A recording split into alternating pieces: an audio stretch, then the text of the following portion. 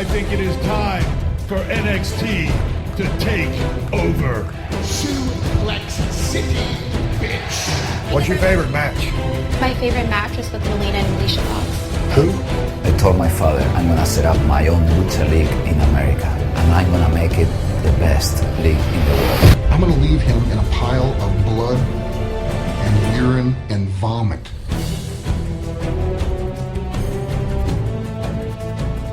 Hello and welcome to the Let's Talk More Wrestling podcast. The wrestling podcast where we review pay-per-views, or in this case, NXT Takeover specials, which we've gained accustomed to reviewing over the last, since we started reviewing the specials. And how could we not? How could we not? They're sometimes the beacon of light. That's it. How could we deny ourselves NXT? My name is Turbo Tony. I'm here with the illustrious Matt Marsander. How are you doing now, Matt? I'm fine. I'm very good, especially after now. Sort of only 2 hours ago, I finally got round to watching the main event and the final two matches of Takeover Respect, and I'm just like, I love it. Yeah, it's forgot how much just like. NXT always put on a good show. Yeah, it's one of those things that I find that's quite funny with NXT, is that even when they have like a lack of momentum overall, over like some of their shows maybe have lost a little bit of momentum, when they come to crunch time, they always end up delivering, which is good. Yeah. I mean, it's one thing I quite like is sort of thinking that it's back at Full Sail, so it's only like a 500, plus crowd. Yeah. And it still felt just as good as Brooklyn at 16,000. Yeah, it was good stuff there. Because part of the thing is, that Brooklyn crowd was big. By the way, we are reviewing NXT Takeover Respect. We kind of got ahead of ourselves there, but with the smaller crowd for Respect, obviously, you're just gonna have that ECW sort of inside feel. It does have a proper ECW feel, hasn't it? It does. And, it's good that they're still doing specials in there, considering, the last one's in Brooklyn. The next one after this is in London, which we will be going to live. It's a big chance for NXT to display again what I would state the large disparity in quality over NXT and the main roster. And obviously, we're going to get to that way more on the weekend episode of the show. Yeah. But in general, that's kind of what I'm going to do here. Myself, I have been absolutely bashing my head against the wall with audio levels, getting ready, trying to fine-tune everything, Matt. You know this. I've been driving you mad with it myself. Trying to get it ready for a big project that's coming soon. I don't want to say too much, but we will reveal more over the weekend episode of the show. It's something that I think you guys will get a great kick out of. And it's something that myself and Matt had no idea that we would be able to pull off, and it seems like we might just be able to do that. So we'll leave it at that. All right. Anyway, in regards to that, so what I'm saying as well, guys, if you got any feedback for the audio levels on this particular episode, feel free. We apologise. It's in trial. It's in trial, right? So we're going to review over the show. No procrastination here. There's a lot of matches not a lot, 6 matches in. Yeah, I was just thinking that actually before we started. I was like, and the worst part is, I was thinking to myself there was only 5. No, one of the things I thought was quite shocking is that I immediately thought that I was like, Brooklyn must have had more matches. No, they had 6 as well on that show. So it just feels like it's more because there's more memorable stuff to talk about. You could have more matches on Raw, but it doesn't feel that way because you're not going to remember those matches. A lot of these were memorable matches, so it lasts a lot longer. And for the all the talk about it getting an extra 30 minutes, the show, it didn't need that. It only went over by 15 minutes. It was 15 minutes, but it's no problem. Still getting great wrestling. No one here was after this show could be annoyed at the fact they were robbed of 15 minutes. It's like, what do you want about? It's like an extra half. I want my other 15. No. Get Sasha Banks and Bayley and then do another 15 minutes. Damn it. That's a 45-minute match. That's it. as we were saying there before, this show did take place at the Full Sail University, and this now leads into there's no NXT World Championship match on this event because the main event was the women's match, the very big built-up match. We'll talk about that in great depth. But to open the match, they decided to go with which is what I thought they would probably go with, which is Finn Balor, Samoa Joe against Dash and Dawson. This is in the Dusty Rhodes Classic Tag Team Classic. So yeah, what's going on there? They changed like the ramp they had, like they removed the ramp, made it more of a. They made it so it's a lot like the WWE pay-per-views. Yeah, sort of no ramp, just flat path. Yeah. Which I think is funny because I always get the feeling when they don't have the ramp, it's more like a live show feeling to it, and it's like I think the ramp adds something to it, but maybe that's just. I can agree. But it's just obviously a decision that they've made recently with WWE. It's one of the things that we're arguing over like the ramp and everything, but the WWE pay-per-views have got such a lack of creativity on their sets for their pay-per-views now. I mean, it's ridiculous. It's the worst part is it hits the point. It's just like we don't expect a shiny Titantron or anything like that. No, that's it. And I think it does hurt the pay-per-views. I didn't mind the way they did it on here because they added extra. Oh yeah, it was good because they had the backlighting and all things like that. It was great. Yeah, it worked. It felt special. I'm not saying that it downgraded what the overall NXT look was. I think it was okay. I think it was alright. Yeah, it was still good. Don't think they should do it every time, but yeah, it was still good. So Balor, Joe against Dash and Dawson. We've got Balor here doing his best, looking for a Rolex thing with his jacket, or is he just flashing? Don't know. But the Balor Club. Yeah, that's it. Yeah. And that's going to be like the majority of his non-painted gimmick going forward. And I'm fine. Yeah, I think I quite like that. Yeah. I think he needed something. It's like that's fine, but what do you do between then? Yeah, no, I mean it adds something to when he has got the paint on, and I think it is a little bit insulting. There's some people who are starting to say, without the paint, there isn't much to Balor. And while I disagree with that, this just adds something a little bit more to shove it down their throat. Yeah. And to people that thought that he was going to be coming out with the paint, I mean, I knew he wasn't going to. Oh no! It wasn't. It's not paint worthy. No, and also the fact that he could have the paint coming out. He's going to have a hectic match. By the time he comes out in the second match, he's going to look awful because that paint. I mean, hell, half the time he's not. Look at Takeover Brooklyn, where it's just like by the end of the match, paint. What paint? Yeah, right. But the bit on his forehead. Yeah, right. It's one of those things that if you came out for the second match and maybe some people would. I disagree. I think that it was fine not having. Oh yeah, I was good with it. So yeah, I thought this was a decent opener. It had some pretty good tag team psychology. There was a lot of. There was about 5 minutes in the match here where Finn Balor's leg was the recipient of a very aggressive, fast-paced attack. Mm-hmm. Two ravenous dogs, Dash and Dawson, just really going at that leg, really making it so they had blurred the lines between you going, oh, that's really good wrestling, to I wonder if he's actually got his leg hurt here. They managed to get over enough that they had damaged his yeah, to that's it. Extent.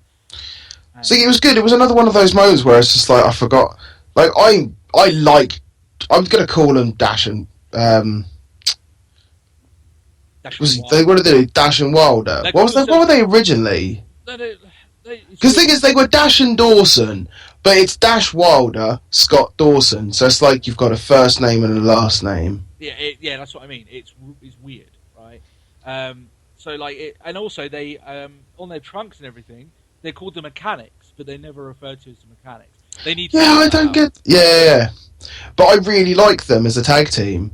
Yeah, because I went back and I watched the Edge and Christian podcast, Austin podcast, and they were like that. They were praising Dash and Dawson for the way they just sort of they separate the ring and they proper, almost like a proper old school team. And it's I went because during that match I was watching and I was like, it's great. Yeah, I love it. Their in-ring work is fine. They need to tweak some of their presentation. That's the only issue. Yeah. And I think they do well in terms of they've got a lot of application on NXT as being like a heel bruiser tag team. I've certainly got no problem with that. They feel that role.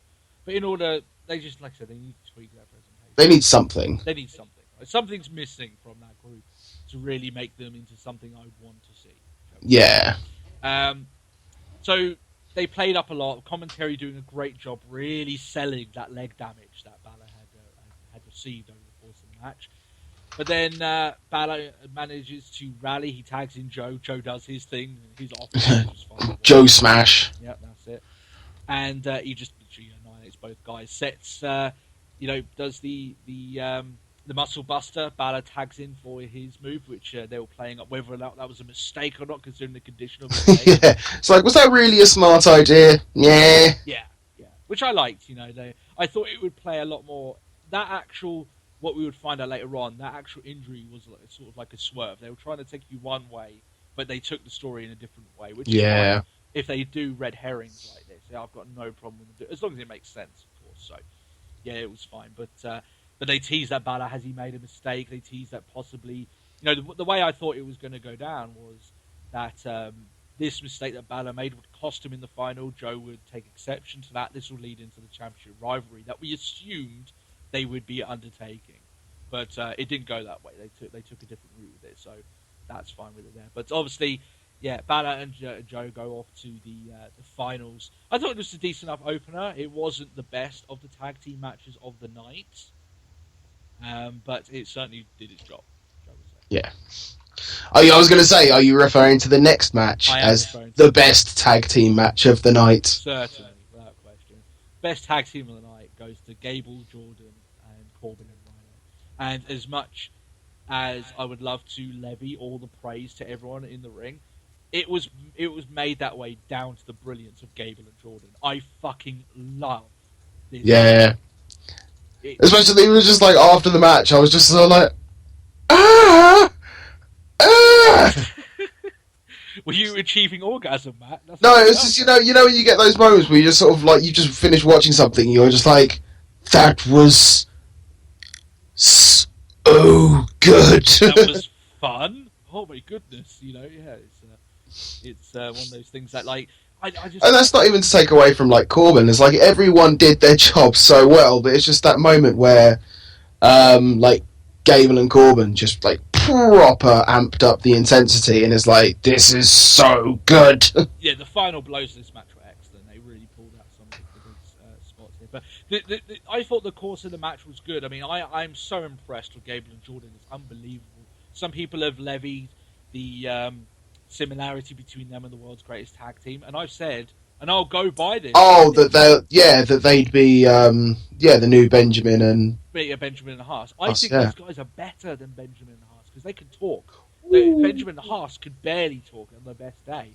and I know that's a big thing, but I honestly believe that Gable and Jordan will far surpass what they managed to do. And I'm fans of Sharon Benjamin, maybe not so much Charlie Haas, because I loved Benjamin's athleticism and what he could do.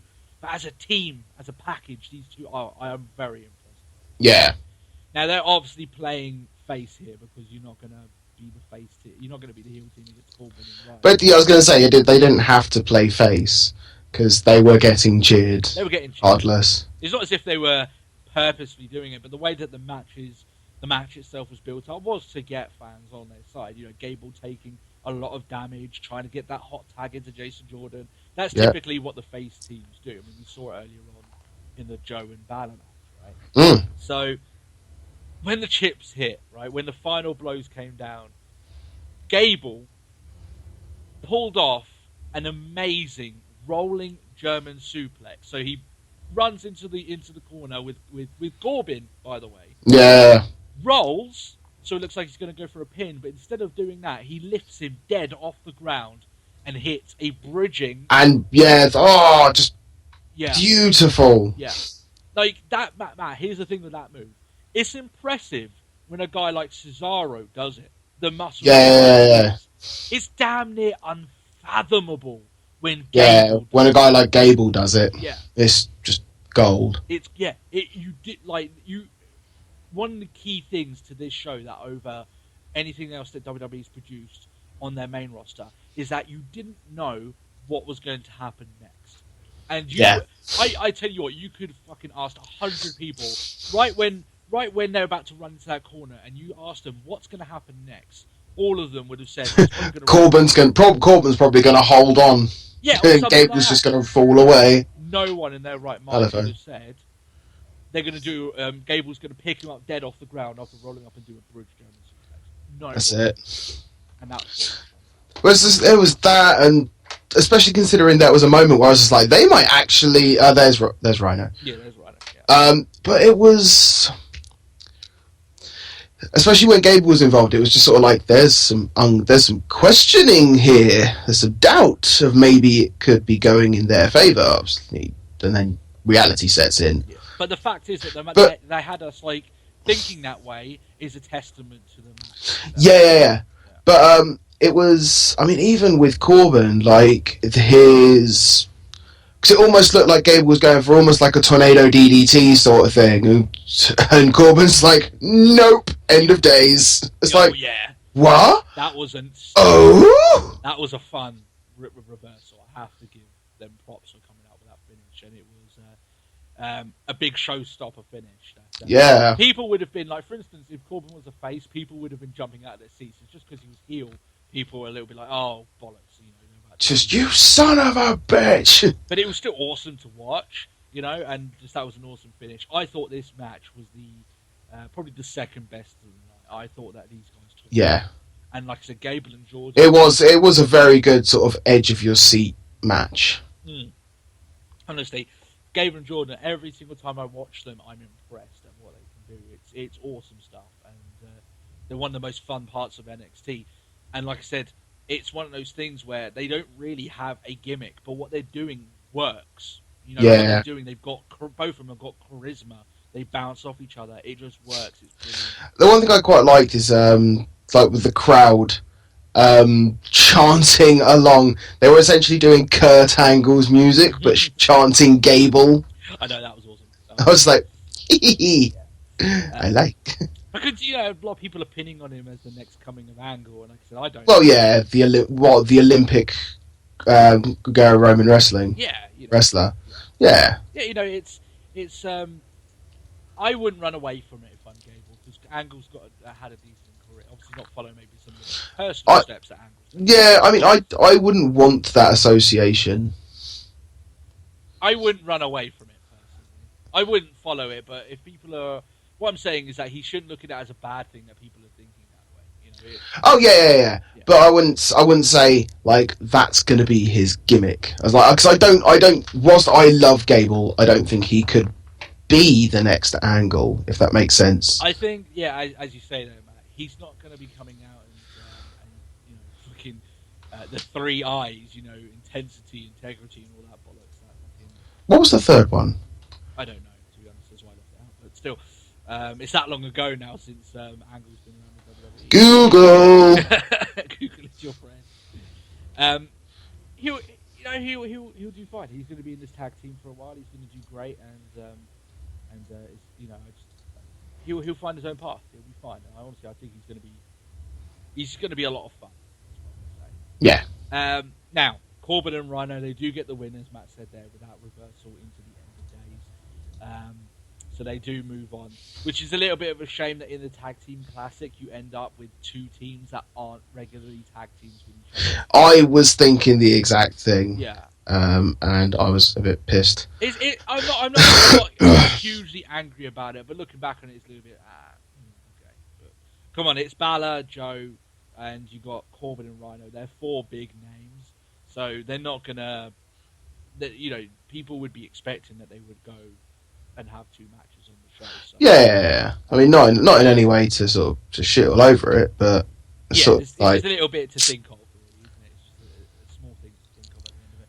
Now, like I said, the fans were huge into this match, and rightly so. I thought this was so good. Yeah. Something else that was a lot of fun was straight afterwards. Matt, have you found that third eye yet? Before we move on? Intensity, integrity, and intelligence. Oh, there you go. We didn't show much intelligence thinking of that there. Yes. reminds me of what was it, Team America. I repeat, we have no intelligence. Yeah. No. Now, Team America quote: "There is no I in Team America." I know about a woman who doesn't have much intelligence. At least her character doesn't. Are you referring to the one stupid enough to slap a striker? Yes.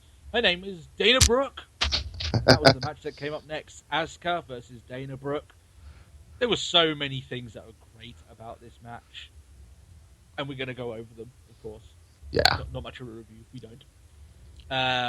The hard-hitting, unique offense that Asuka had. I was genuinely impressed by her crowd work in this match.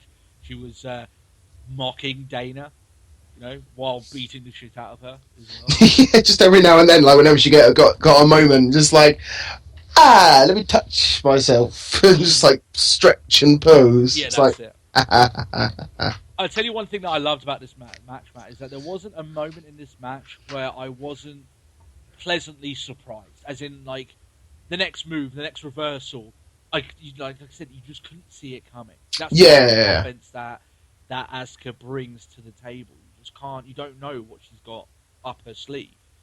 And as I said before, I said before with Asuka, she's going to kick the wrestling into a lot of these girls coming up. And Jesus Christ, did Dana, I will give her props. She took her hits well, but she got the wrestling kicked into her in this match. Oh God, especially at the end. It's just like, don't touch me. Whack. Asuka's pulling off all these awesome reversals, all these moves that Dana just can't see out of nowhere. Emma, by the way, on the outside, looking in just absolute disbelief at what's going on the outside. And then what I loved as well about the end of this match, after Asuka has pleasantly introduced herself in the ring to everyone that's watching NXT, is she's taken on a staple of the NXT Divas, which her finish is a dirty ass submission finishing. Yeah. Which I think they called it the Asuka lock or something like that. Maybe come up with yeah, I think they refer to the Asuka lock or something. They need to come up with a different name. Right? I don't mind it, but I get what you're saying. I mean, it's just a placeholder. She only just had her first match. I'm not blaming anyone, but yeah, I wouldn't be shocked if they changed that name. But there's going to be almost something terrible as sort of like the submissive smile or something like that, because she just has that creepy grin. Yeah, that's it. Or she just needs to like get the evil cackle as she's doing that. Yeah. So as you obviously imagine, Dana Brooke taps out. She's absolutely destroyed, and I don't think she'll be messing around with Asuka anymore, shall we say? Asuka then squares up to Emma on the outside, who all the way throughout this match has been looking in abject horror as her friend had been systematically taken apart and brutalized by Asuka. And then when it looks like they're squaring up to each other, Emma just decides, you know what? I'm going to be a submissive dog and just look away to the side. That's it. Which is sort of like, do you want some? It's like, no. Yeah, I don't. I'm fine. Asuka's like, yeah, that's exactly, bitch. Yeah, don't fuck me around. Damn straight. Yeah. So I thought this was a great introduction, a great education to show everyone what Asuka is, her character, her moveset, her abilities. And I thought that she didn't put her foot wrong. And like I said, I give props to Dana, who took her hits pretty well in this match. That's it. I mean, it's the one thing I was actually saying to you. I think it was earlier on today. Is like, I don't hate Dana Brooke so much now. No, she's like, improved. Yeah. She's doing well. And like I said, back then when she started, she was bad, right? She was bad, but this is NXT. Right? We said back then she has to improve, because if she stays the way she is, then that will be a problem. I think she's obviously got a lot more improvement to do, Daniel. Yeah. But she's certainly, it's starting to get to her now. She's starting to figure out how to be a heel, and her in-ring is starting to come along a little bit. And as long as she's improving, then me and Matt really can't say much bad. There is a woman who isn't improving on the roster, and we'll talk about her not this week because she wasn't on the show, and we've raged about her enough. And, people know. But Dana, no, she's improving, and as long as she's improving, even if it's just steadily, you know what? I'm okay. I'm alright with that. And I thought she did well in this match. Very excited, Matt, to see Asuka's next takeover match in London. I think that's going to be a ball. I think that's it. So this leads into what I would say probably the least interesting of the matches on the show. But when I say that, it's not as if it's the least interesting match on Raw, in which case normally it's just absolutely boring as shit. It's the least interesting match on the show, but it's on the NXT show, so it's still pretty decent in its own right. And that's Cruz against Breeze. Hey, I like this match, to be fair. I liked it. I just thought, like I said, it was the least. I think it's along the lines of all the other matches. You know what? I think I preferred it to Balor and Joe's opening match. Do you think so? Yeah, I think it's because it told a really good story with sort of like the working of the back and things like that, and I thought it was really good. Breeze doing his homework. And, yeah, exactly. Like I said, the match itself was fine, and there was definitely some good wrestling to be had here. And the towards the end of the match, it really picked up its pace and really started getting going. And like I said, I'm putting the expectations a lot higher. When I say it really started getting along, it doesn't mean that they weren't doing anything beforehand. It just means at the end they were kicking up an extra notch. Yeah. And like I said, right, I'm going to talk about each man, but we'll talk about the match here. Cruz does get the win. We knew this. We knew this going forward. In fact, we did it on the predictions. Minor match predictions are completely correct. And he wins through he's almost going up in like a backdrop, and he spins him around into like a powerbomb. It looks, unfortunately, a lot like John Cena's move, right? But a little bit more powerbomb style rather than just kind of slamming him down, right? So that's how he wins the match, because Cruz had his jumping moonsault blocked twice. Yeah. By Breeze. I thought Breeze looked good, but that was the move that finished it. Like I said, I thought it was fine. Here's the thing: a lot of people are going to look at this and be like, "Breeze has lost another takeover match," and that is worrying to me. But I get the feeling, Matt, and I wonder about your feeling on this, that Tyler Breeze in NXT has the same role, and this is ironic considering the two completely different changes in character that I'm going to say his role is like. His role in NXT is a lot like Jake Roberts in WWE when he was there. Which was, okay, we've got someone who we think is going to be ready for the big time. We've got someone who we think is going to be in line possibly for a World Championship feud. But we need to make sure that he's ready. We need to make sure that he has his limits tested. We need to make sure that he has a really world-class match and he has a good, rivalry with someone before we put him in that situation. Yeah. Jake Roberts was always that guy. Right? He'd always work with the guys that were going up. Okay? Yeah. I get the feeling that they look at Breeze in the same sort of manner. Jake Roberts did lose a lot of his rivalries. That was just the nature of his work. Right? Of his role on the card, yeah. He performed his role better than anyone else in history of that role could do. Right? So maybe that's just Breeze's role at NXT. Maybe eventually they might change. But if that is his role, just to be that, hopefully he's embraced it, because Jake Roberts was never world champion. He was never, he was a name to everyone. He's one of those names that transcended wrestling, but he was never the Hulk Hogan's, right? He was never the Randy Savages. No. As long as Breeze can accept that, I think he will do a lot of great work in that role in NXT, and he will be remembered and he'll be respected throughout the rest of his career, and by all the people that he's helped put in a better position for that. And I don't think he's done a bad job at all. I think he's done fine. I think he's a great heel for these up and coming faces to rival with. Now, Breeze has to get a win eventually. He can't just keep losing matches. It can't be like, well, yeah. It's like Chris Jericho, right? He comes back, loses one more match. Eventually he's going to have to win some to keep his credibility alive. Otherwise, it will just get wasted away. And the people that he's putting over, it doesn't mean anything anymore, right? Yeah. But yeah, and obviously with Cruz here, I think that he's going to be big money. Everyone knows my thoughts on Apollo Cruz, so I won't bore people by just gushing. People are going to think I'm fucking got a hard on for Apollo Cruz, and there's not much I can say to discount that fact. Okay, so I think the guy is going to be big money. Let's just say that. So, yeah. That's it. Is there anything else you want to talk about Cruz and Breeze going forward? No, I don't think I've got anything else left to add. Hopefully, some of the Tyler Breeze fans solid will listen to what I've said there and look at it maybe a bit differently. Maybe it'll make you less upset. How would you say that? But it's like some of those Tyler Breeze fans. We are Tyler Breeze fans. I know, but there's some there who's thinking, "Oh, he's getting wasted. He's the Dolph Ziggler of NXT," and I'm thinking maybe this is the role that he's taken on himself. Whilst I'll agree with them, and that I wish that wouldn't be the case, it's not bad. He's still got to tell what Tyler Breeze in this role will have a match at every takeover. Yeah.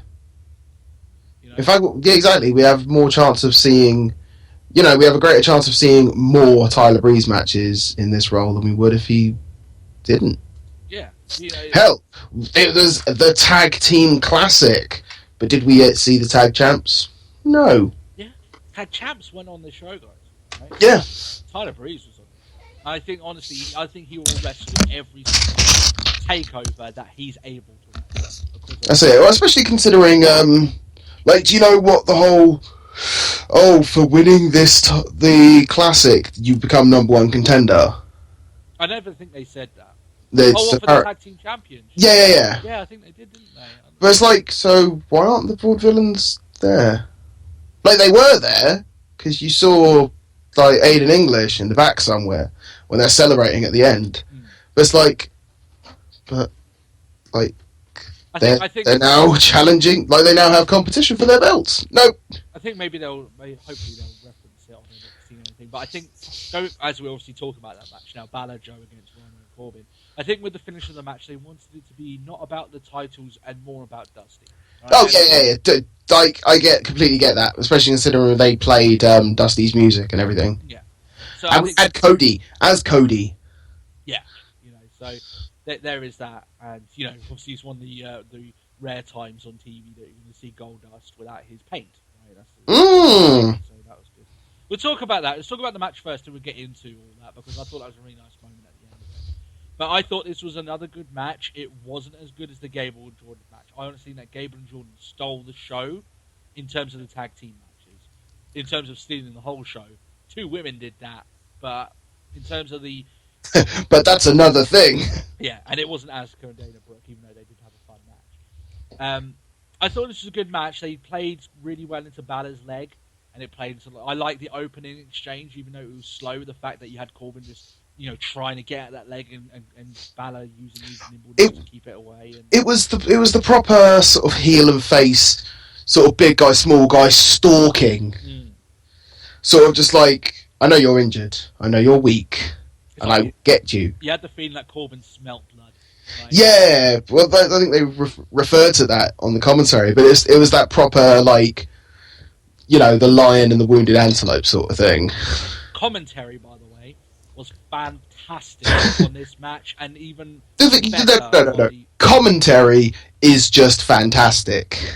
On the show, Matt, I've got, because I've done my notes for the Raw this weekend. By the way, spoiler alert: Raw fucking sucked this week, right? That's why I'm making. Don't say that. I'm only into the 6-man tag match. But I've made a reference here to the commentary being brilliant, and I'm going to talk more in depth because there was a point.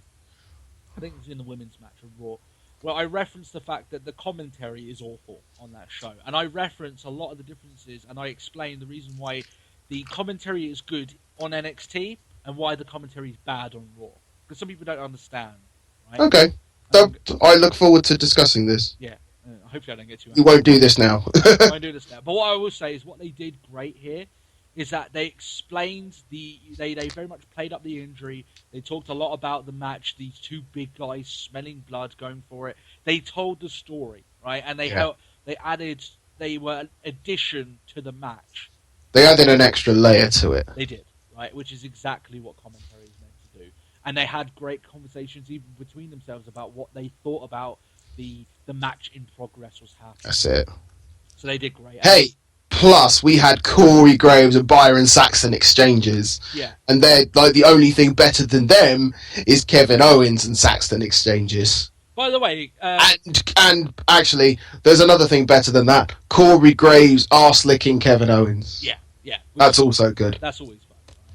Right? But here's the thing, right? It's funny about Byron Saxton. He's on that Raw commentary team, and he's I know. awful there. It's. I think it's because he. Well, he's getting fed lines by. Well, yeah, he is, but I think Graves and the other guy. Rich I Brennan. can't remember. Yeah, Brennan. I think they play off a lot better. Yeah. Than than Michael Cole and JBL. Do be serious. Yeah. Right. You can tell that Graves and Brennan, they've got a lot more. Like the back and forth between Cole and JBL can sometimes be insufferable. I like Brennan in the role he's in. I like Brennan, and now it's the only problem is I'd love to see Brennan on the main roster, and I can if I ever wanted to watch SmackDown. Is he on SmackDown now? He's on SmackDown apparently. I might have to have a look at that actually. See how he does in that. Because it's one of those things that I think that Brennan. I know we're going off on a bit of a tangent here, but we are talking about NXT in general. I think Brennan. Not obviously, there's never going to be anyone that does it as good as this guy. And he's not even close. But So don't you dare compare him to the good old. Right, but what I'm saying is that... Then hear me out, because I can tell a lot of people be like, what the fuck are you about to say, Tony? Make sure... You cannot compare him to good old JR. When Michael Cole gets excited about a match, when a big thing happens and Michael gets excited, it's not... it feels... It doesn't feel the same. It doesn't feel... It's not so much that it doesn't feel genuine. It doesn't feel like he adds to the match and the epicness of what's going on. It feels like he... I don't know how to explain it. It's... It just doesn't work, okay? When Rich Brennan gets really excited about the match and what's going on, I feel like it adds to what's happening, right? And you honestly feel like he's getting excited in his seat, and he's getting. Here we go. Yeah, 1 month ago, Rich Brennan joined SmackDown announce team. Yeah, I'm straight off their website. And he's not so much like obviously no one in the history of wrestling is ever going to do it better than JR. When JR freaked out about matches, there was no one any better than JR. What I'm saying is that Rich Brennan is closer to that than Michael Cole is. Michael Cole is a good announcer. He's not a play-by-play. I'm not going to get into that because obviously we're going to talk about this. I'm just looking on the WWE website. I'm just like JR, and obviously you've got the profile of JR, and it's just scrolling down of all these various things, like In Your House 97, where Austin hits JR, Punk crashes JR Appreciation Night, and they get to the bottom, Karma blog owes JR. I was like, Karma, why did you go back to that place? You could have eaten the Bellas by now. I know, right? I know. Because that's what you left on. How about some of the matches you could have had in NXT at this point? Oh, yeah. Anyway. Karma and Asuka. Oh, yes. Now that's a match with so much awesome storytelling just waiting to happen. Oh, goodness me. Hopefully. It's not over yet. The TNA invasion has begun. Right, so we'll talk about that soon. That's for tomorrow. we went on one fuck of a tangent. So yeah. Let's talk about Balor, Joe, Rhino, Corbin. Like I said, this match was okay. It was fine.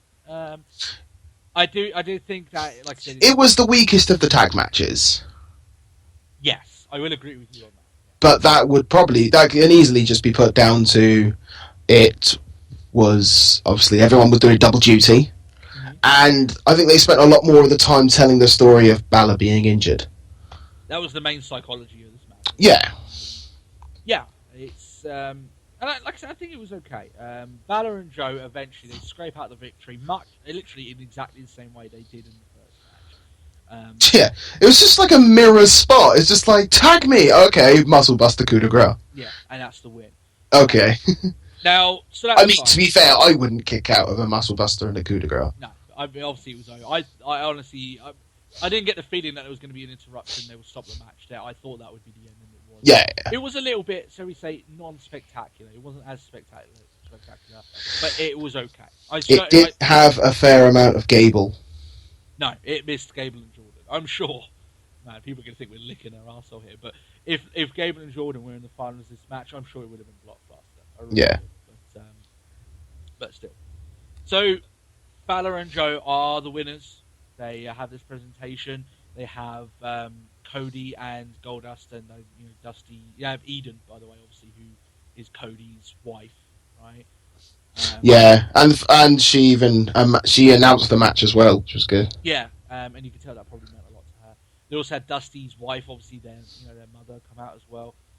So it was a very touching moment, and you could tell that they were taking pictures, Joe and Balor with the trophy itself and all the family, and it was a nice moment. It really was, and there was a really nice speech done by Cody, and it was to a point that I wished it had gone on just a little bit longer, that speech, and maybe they'd given Dustin Yeah. to say a few things. Because I always think that out of the two of them, even though Cody's not bad on the mic, I think Dustin is the best on the mic out of the two of them. Yeah. He's easily the better mic guy. I mean, I liked it because it was just sort of like, especially referring to John Wayne as like, there's one thing that men can't outrun, and we can't outrun the fact that he's gone. And it's like, oh, that's cute, that's sweet. Yeah, and like I said, But that sounded really degrading. Then that was really heartfelt, and I liked it. Not to sound like a degrading, heartless prick. Yeah, it got to you. It got to you. That's what I'm saying. The only thing, like I said, in terms of like this particular segment, it doesn't matter who's best on the mic, right? People want maybe God just didn't want to say anything. Maybe Dustin didn't want to say anything. Maybe he felt uncomfortable. You don't know how you're going to react, or maybe Cody just really wanted to be the one to carry this on. Doesn't matter. The only thing I can hope for is that everyone involved in that ring got some closure over the death of their loved one. Maybe us as fans possibly got some closure over the death of Dusty, because he was very influential to a lot of us. That's it. And there was a thank you Dusty chant as they played out his music, and it was good. Yeah, I think it was really nice. I think it was really well done. Oh yeah. So fair play to them all. Then we move on. Oh Matt, do we ever move on? Sasha Banks, Bayley 2. The sequel. A 30-minute Iron Woman match. Or Iron Man match, as they kept saying it, but I saw one thing which was quite good, because it can't be an Iron Woman match because they're not married, so as a result it's a 30-minute Iron Maiden match. I like that. And I was like, that sounds so much better. Yeah, that does sound, they should have done that, to be honest, but still. Now, one of the things I loved about the opening of this match was the fact that the production of the show treated it like it was the main event. They did this a lot with the match with Becky Lynch, if you remember. They did the camera on them as they're getting ready on the outside to go out. That very. They get good at doing that for the main events anyway, because they had it for Brooklyn as well. Yeah, so it's really good the way that like I said, it's little differences. Yeah, like the little like in between the matches, we had the little video packages leading up to the match. Yeah, that's when you know that the show is treating them like they are the main event, right? They're the little touches to make it seem like it's a blockbuster match that you can't miss. That this is a heavily anticipated match. When they do the main roster, I'm not saying that they should do it exactly like this, because you need to educate them, and also we'll get into that soon. But this is the show treating these two girls like they are the main event, right? So it helps, right? It builds it all up. And the way I can describe this match, Matt, we're going to go through it as we go on, but the way overall I can describe this match, I tried to think of a great way of describing it. I think I came up with it. Very rarely do you ever, in the movie world, get a decent sequel, right, to like a groundbreaking movie. Now, sure, you're always going to remember that first movie as being the groundbreaking, legendary, cult status movie, and that's always going to be the best one out of the series, right? It's always going to be. You're not going to be able to top it. But the sequel was longer, more action-packed, and made some awesome references to how good all round is. And it was still a great... and just all round better. And that's exactly what I think turns into this match. This match, for all intents and purposes, is a fantastic sequel to the first match, because they played off the first match so much. The fact that there was spots they emulated from the first match, but they changed it because the characters had learned from their experiences in that first match. They had evolved. There was some points here where they would reverse out of moves that they had learned from the first match that had cost them dearly. You know, Sasha Banks reversing out of the Hurricane Rana, the reverse Hurricane Rana from the top rope, which was an awesome stuff like this. All those little touches meant that whoever planned this match deserves a medal. I thought it was planned spectacularly. I thought that you couldn't have planned it better, to be honest. And I'm sure that a certain Sarah Del Rey probably has her mitts all over this match and all over these women in general. And she is the untold person that deserves a lot of applause. Yeah, serious amount of credit. Yeah. So, obviously the wrestlers themselves deserve the most because they're doing it. But this is a woman that's been mostly involved with changing the way that these women are perceived from their performances in the ring. So yeah, that's one thing to say. Sasha Banks, she was the greatest heel WWE has had this year, easy, in this match. Because, man, I'm going to sound so bad. Some other things. The things that she did in this match made even people that love Sasha Banks look at her and be like, what the fuck are you doing? Man, you are a bitch. Yeah. Right? So I tell you exactly what she did. You know Izzy. You've seen her on the front row. She's the biggest Bayley fan in the world, right? She's got the thing. She's mentioned. She's like shown in so many sort of like packages as well. Like she's always that one person. Whenever they run about the fans of NXT, they always get Izzy. Yeah, they always get her on because of she's almost like a staple really of the show. And she is Bayley's equivalent of Brock Lesnar guy. Yeah, right. Down to the T. She's just more adorable. She's the fuck sight more adorable. She is absolutely adorable. And that played into it because Sasha took her hairband, ripped out of her head, put it into the ring, danced around, and as Izzy then seeing this all go on, by the way, this is after Sasha just thrown Izzy's hero Bayley into the fucking Titantron, right? Yeah. She dances around, Izzy starts tearing up, starts crying, and then Sasha Banks throws the band at this crying child. People might go, they were going too far.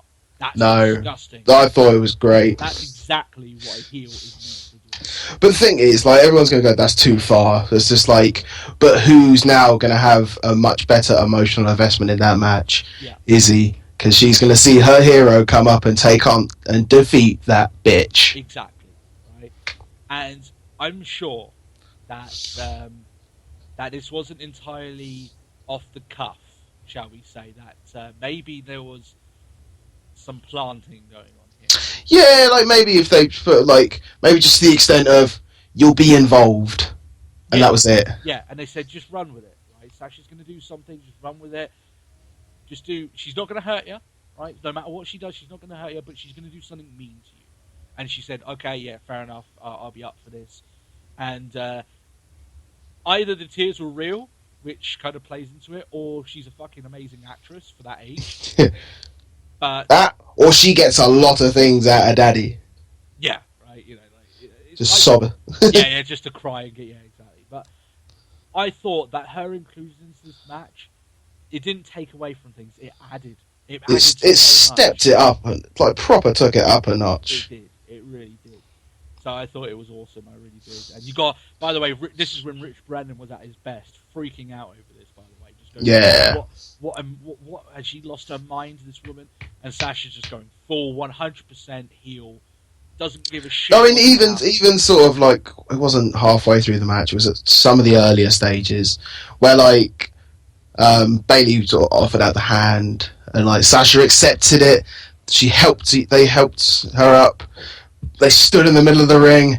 They hugged, and then Sasha grabbed her by the hair and threw her to the floor. Yeah, and just yes. Yeah, Sasha left any of this respect until after the match was over, which I loved.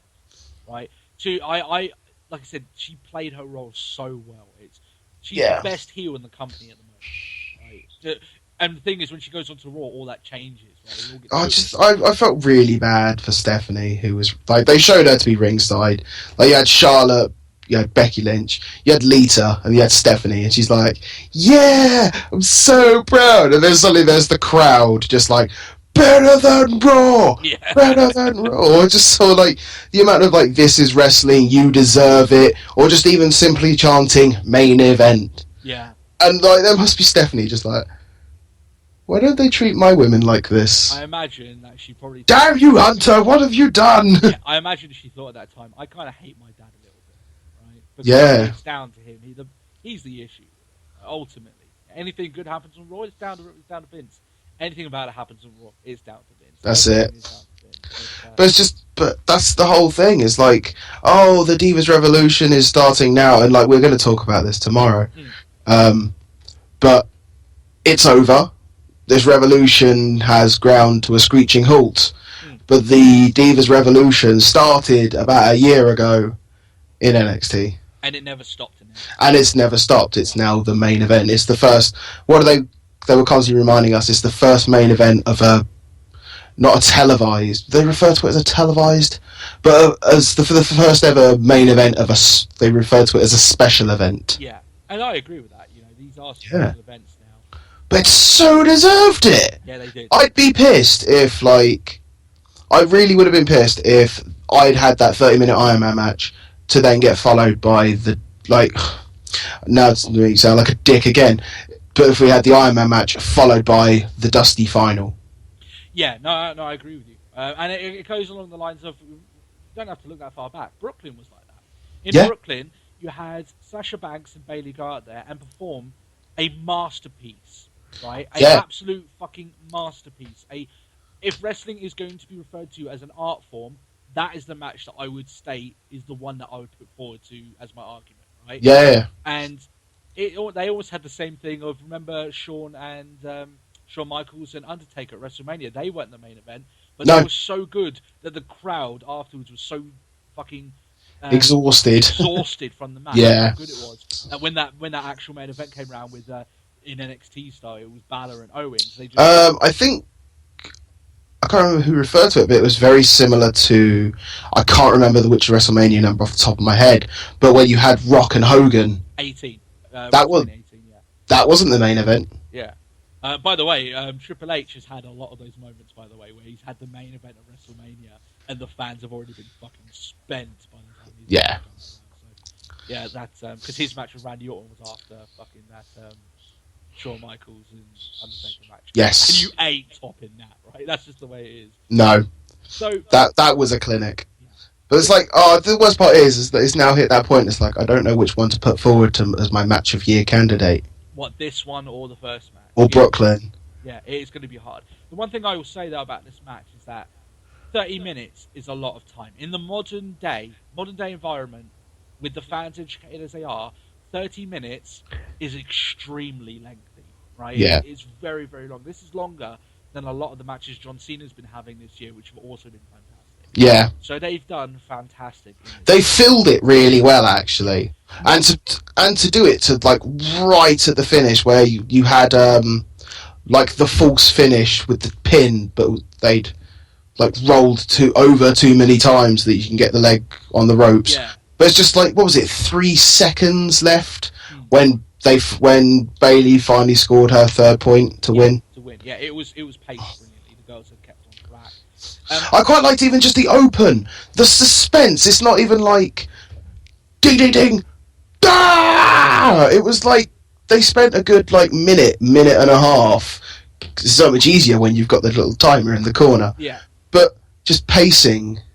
Yeah, just, trying to lock up, trying to get the first... They didn't even really try and lock up. It was just sort of like, this is it. Yeah, that's it. But they could. Let them get the fans suspended into the match. Yeah. And like I said, when you've got 30 minutes, why not? Why not do that? You've got time, right? That's you've got it. Time to fill. One thing I will say about this match is that not once in the 30 minutes of match time did I get bored. Yeah. Always. That was exactly the same. Yeah, I was interested and involved every second of those 30 minutes. That is a massive... It's like I said, especially now. You may say back then, Bret Hart and Shawn Michaels did it for an hour, a big whoop. back then, fans were more in tune with having matches of that sort of length. Nowadays, It's so like not. it's a terrible thing that we're in now as a society. We expect the quick results. That's why smartphones are so popular, because everyone can get exactly what they want there and then in their hand. Yeah. And we're in that we're in that time now where it's like 15 minutes and we get bored. That's it, right? And it's down to them to create an excellent match, an excellent experience for us to be invested for a long period of time. These girls did it, and that is a massive accomplishment. It really is. Easily. I thought that the in-ring work overall was as pristine as you're going to be able to watch this year. Do you know the thing I quite liked? It's a little thing.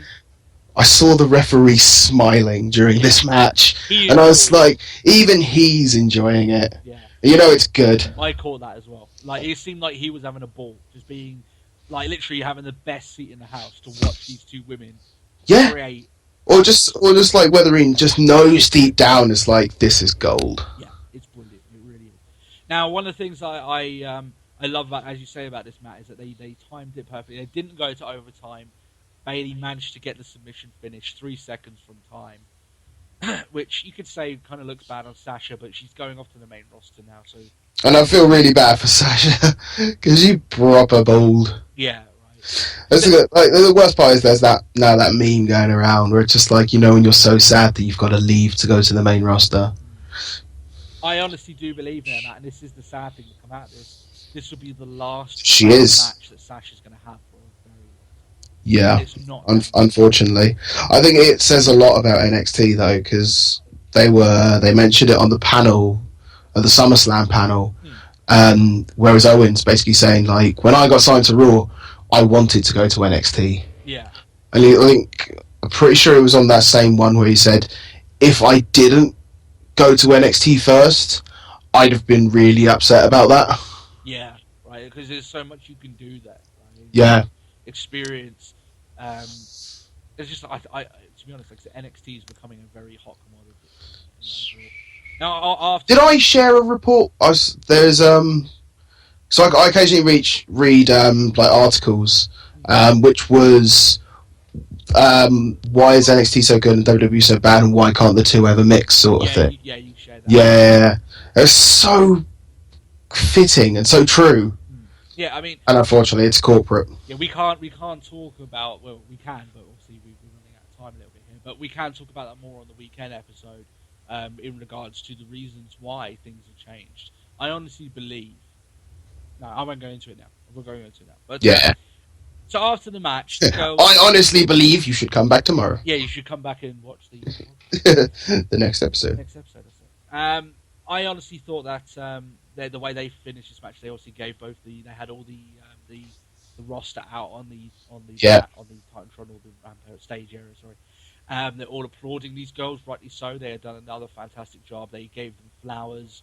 They treated it like a very big special event.